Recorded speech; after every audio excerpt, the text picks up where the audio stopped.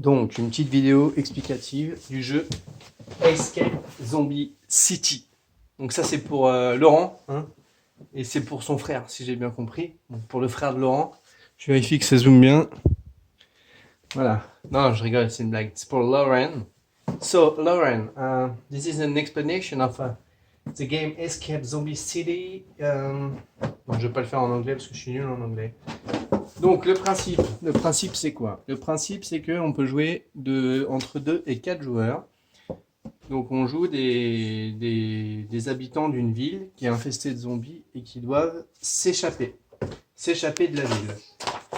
Pour ça, donc voilà les personnages, pour ça ils doivent monter dans une camionnette.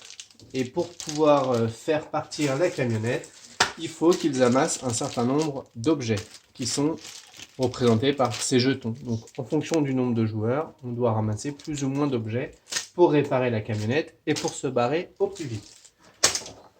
On est caché au début du jeu dans l'église. L'église qui est là, qui surplombe le cimetière qui est ici. Et on a au début du jeu 2 voies possibles pour visiter, enfin pour aller en reconnaissance dans la ville. Soit on part à droite, soit à gauche de l'église. Ça filme bien au bon endroit? Ouais, c'est pas mal. Ok. Donc au début du jeu, les personnages, je la fais courte, hein, ils sont ici. Voilà. Donc le but du jeu, c'est quoi? C'est d'aller explorer la ville pour aller récupérer les fameux objets. Et ces objets, ils sont situés dans des... Voilà, ici par exemple, il y a un hôpital. Donc on est supposé mettre un petit... Je vais en trouver un. Hop. Un petit objet comme ça. D'accord? Et donc on doit aller dans cette rue et faire une certaine combinaison avec des dés, je vais expliquer après, pour pouvoir avoir cet objet. Et cet objet, une fois qu'on l'a en main, eh ben on va le mettre là, et c'est ici qu'on va savoir si on a ou pas assez d'objets pour pouvoir partir.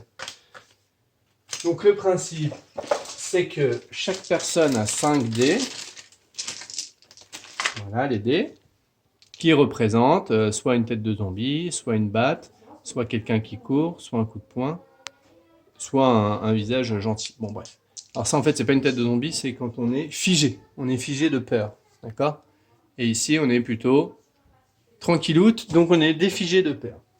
Donc le principe c'est que chaque joueur a au début 5 dés, il les lance et en fonction des combinaisons, on va pouvoir soit changer de rue, donc si ici il me faut un gars qui court et un coup de poing, et je peux aller dans cette rue, d'accord? Quand j'arrive dans cette rue, je peux rajouter des rues. Pour ça, il faut que j'ai 2 gars qui courent.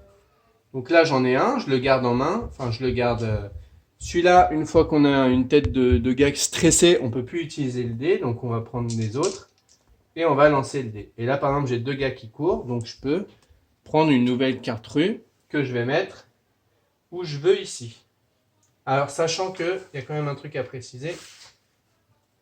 Ici, il y a une tête de mort avec une flèche.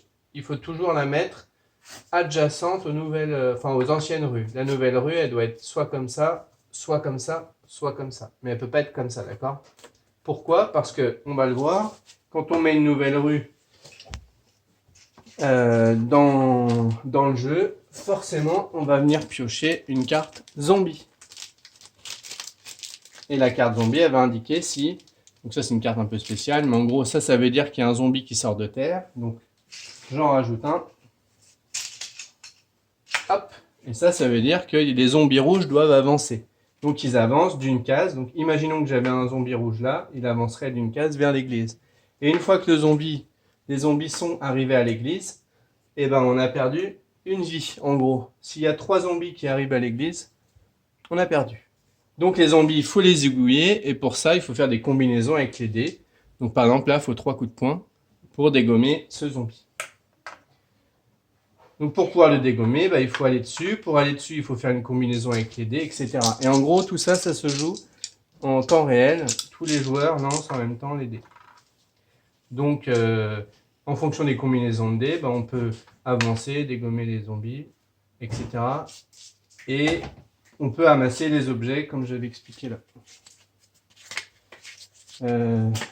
Forcément, je ne vais pas retrouver de carte avec les objets.